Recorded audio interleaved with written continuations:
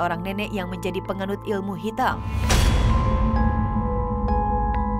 Ya, jenazah wanita tua itu secara tiba-tiba terbangun dari kematiannya.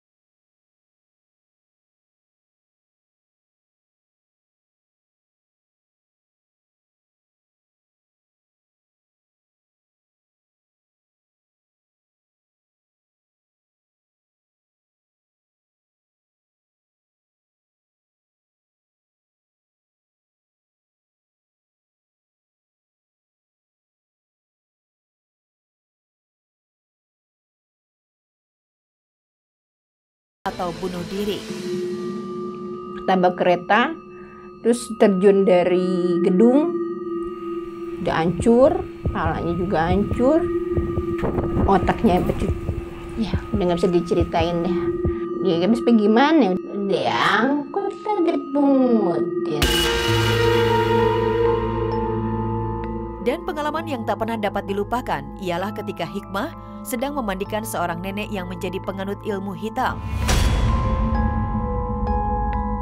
Ya, jenazah wanita tua itu secara tiba-tiba terbangun dari kematiannya. Ketika kita ada di kantor, ada telepon dari panti untuk memandikan jenazah nenek-nenek di panti ya. Terus saya meluncur ke panti untuk melihat dan memandikan jenazah di kamar jenazah panti. Ya, ini tahun berapa, Bu? Tahun 2015 jam 10 pagi. Baru kita beres-beres untuk memandikan jenazah. Kita buat baca doa deh, terus berdoa, kita mandi mau siram hadas besar, dia bangun.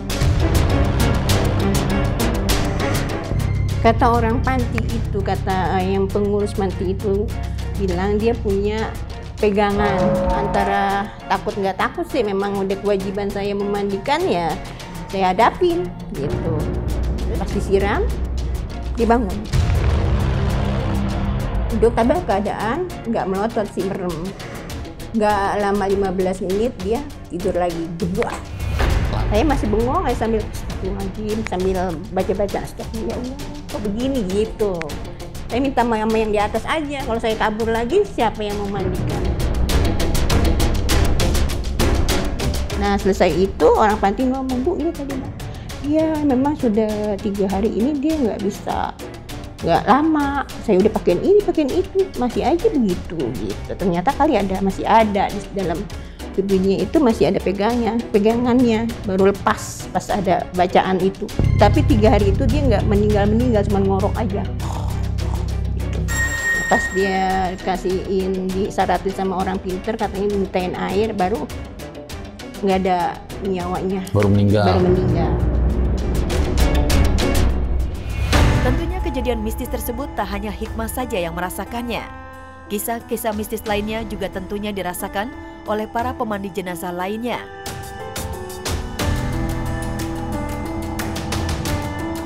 Salah satunya seperti yang dirasakan oleh Resvaldi, pria yang bekerja sebagai pemandi jenazah yang terhimpun dalam rohis masjid.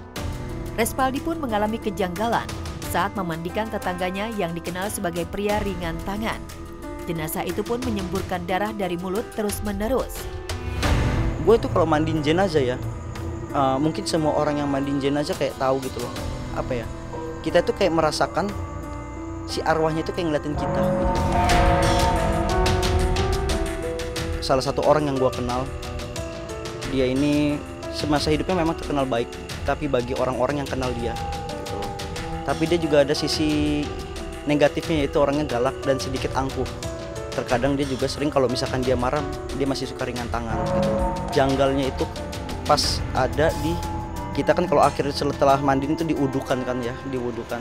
Ketika lagi diuduin, itu posisi gue ada di kepala jenazah, dan gue ngelihat pas mau masukin air ke dalam mulutnya itu buat kumur-kumur gitu, buat dibasuh. Itu bikin kaget karena gue yang pertama kali ngeliat dia itu benar-benar ngeluarin air lagi, air yang dari dalam mulutnya itu yang masuk, tapi dalam keadaan disembur. Itu berselang berapa menit, itu yang keluar juga bukan air, ganti jadi darah. Ironisnya, ketika jenazah hendak dikebumikan, kain kafan dan juga keranda sudah penuh dengan lumuran darah dan berbau busuk. Keluar tol Bogor itu udah mulai tercium bau busuk sangat nyengat, itu mulai kecium, dan gue mulai curiga kalau misalkan darah itu udah tembus. Buka tutup keranda sedikit, ternyata di besi keranda gua udah ada darahnya. Kejadian-kejadian mistis ini pun hanya segelintir kisah yang viral di jagat maya. Ya, apapun itu, sebagai manusia yang nantinya akan mengalami kematian, hendaknya selalu berbuat baik antar sesama, rajin beribadah, dan selalu ingat oleh Allah Subhanahu wa Ta'ala, agar saat kita berpulang dalam keadaan husnul khatimah. Amin.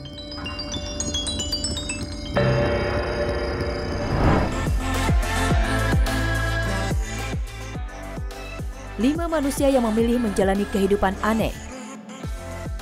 Manusia rata-rata memiliki fisik dan hidup yang sama. Manusia normal biasanya hidup dengan teratur, tinggal di rumah dan bekerja.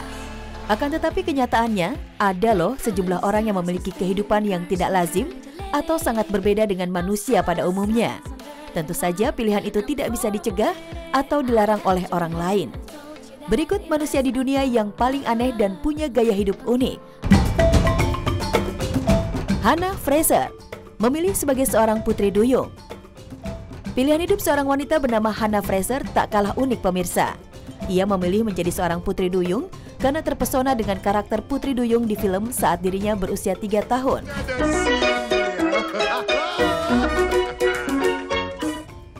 Wow, siapa nih yang dulunya juga ingin menjadi putri duyung? Nah, saat dirinya berusia 9 tahun, ia mulai mencoba eksperimen untuk membuat ekor mirip putri duyung. Dan impiannya menjadi putri duyung tak terkubur loh sampai ia dewasa. Justru ia membekali dirinya dengan keterampilan berenang.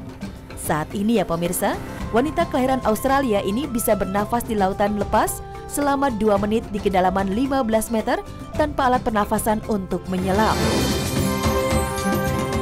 Tentu saja ya, semua itu dilakukannya dengan ekor buatannya yang sekarang jauh lebih baik. Hannah bahkan pernah berenang dengan ikan paus, ikan lumba-lumba, ikan pari, dan ikan hiu. Ngeri ya? Tuh, pemirsa lihat deh. Aksinya di bawah laut dengan ekor putri duyungnya. Cantik ya pemirsa?